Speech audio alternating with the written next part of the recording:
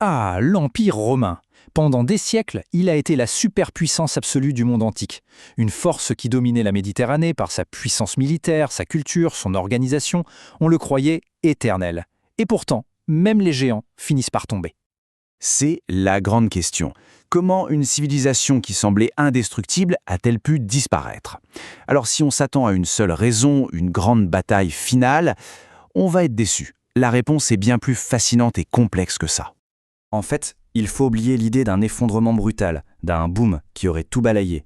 La chute de Rome, c'est plutôt une longue, très longue agonie, un processus de déclin qui s'est étalé sur des siècles, nourri par tout un tas de problèmes, à la fois internes et externes. Allez, on attaque la première grande raison. Et elle est simple en fait. Rome est devenue trop grande pour elle-même. Imaginez un bâtiment qu'on aurait construit toujours plus haut sans jamais renforcer les fondations. À un moment, forcément, ça craque. Eh bien, la taille de l'Empire est devenue sa plus grande faiblesse. Franchement, c'était un vrai cauchemar logistique. Pensez-y, l'Empire s'étendait sur 3 continents. Les frontières, c'était des milliers et des milliers de kilomètres à défendre. Un gouffre financier monstrueux. Et pour communiquer, un message de Rome pouvait mettre des semaines, voire des mois à arriver en Égypte ou en Bretagne. Dans ces conditions, impossible de gouverner efficacement.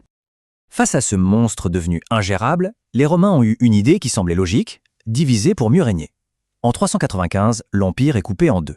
Sauf que cette division a été fatale pour l'Ouest. Comme on le voit bien ici, la partie occidentale était bien plus pauvre, moins peuplée et surtout beaucoup plus instable. Sans le savoir, Rome venait de condamner sa moitié la plus fragile. On passe maintenant à ce qui rongeait l'Empire de l'intérieur. Parce qu'avant même les menaces extérieures, l'édifice se fissurait de partout. C'est un peu comme une maladie qui affaiblissait le corps de l'intérieur, le rendant incapable de se défendre.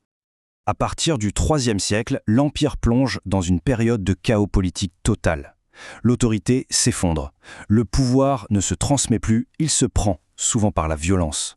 Et la durée de vie d'un empereur, elle devient dangereusement courte.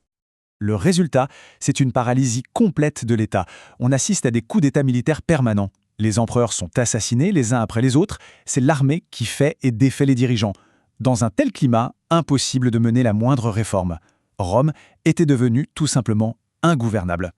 Et bien sûr, ce chaos politique a une conséquence directe. L'économie s'effondre. C'est une vraie réaction en chaîne. L'État a besoin d'argent pour payer ses armées, alors il dévalue la monnaie. Du coup, les prix s'envolent, c'est l'inflation galopante. Pour compenser, on écrase le peuple avec des impôts de plus en plus lourds. Et la population, elle, fuit les villes. L'économie était en chute libre. Et le pire dans tout ça, c'est que même le symbole de la puissance de Rome, sa légendaire machine de guerre, n'a pas été épargné. Le pilier sur lequel tout reposait commençait lui aussi à se désagréger.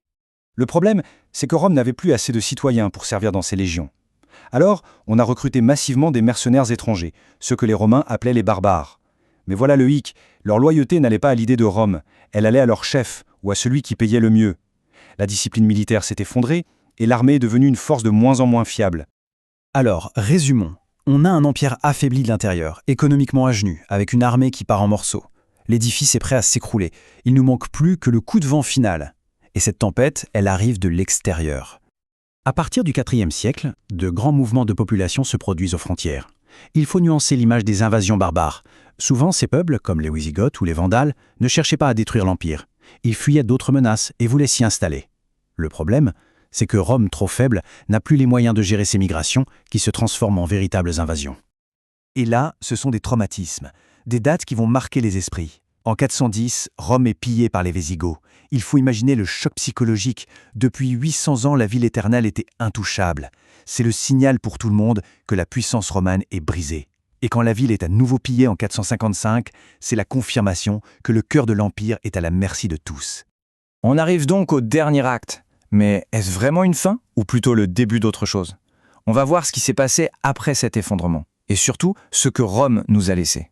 La date que l'histoire a retenue, c'est 476. C'est le jour où un chef barbare, Odoacre, dépose le dernier empereur. Et l'ironie, c'est que ce dernier empereur est un jeune garçon qui s'appelle Romulus Augustule. Il n'y a pas eu de grande bataille pour Rome. C'était la fin silencieuse d'un long processus, un point final beaucoup plus symbolique que dramatique. Mais attention, il y a un détail crucial, c'est l'Empire d'Occident qui s'effondre. Pendant ce temps, à l'Est, l'autre moitié de l'Empire, avec sa capitale Constantinople, non seulement elle survit, mais elle va prospérer pendant encore 1000 ans. C'est ce qu'on appellera plus tard l'Empire byzantin. Donc non, Rome n'a pas complètement disparu en 476. En Occident, la disparition de l'autorité romaine laisse un vide immense. Et sur les ruines de l'Empire, de nouveaux royaumes vont naître. Le royaume des Francs en Gaule, celui des Wisigoths en Espagne. Ces royaumes sont tout simplement les ancêtres des nations de l'Europe d'aujourd'hui. Et c'est ça qui est fascinant. Même si l'empire politique a disparu, son héritage, lui, est absolument partout. Nos systèmes de loi s'inspirent du droit romain. Le français, l'espagnol, l'italien, ce sont des langues issues du latin. Nos routes, nos villes, tout ça vient de Rome. Son influence a servi de fondation à toute la civilisation occidentale.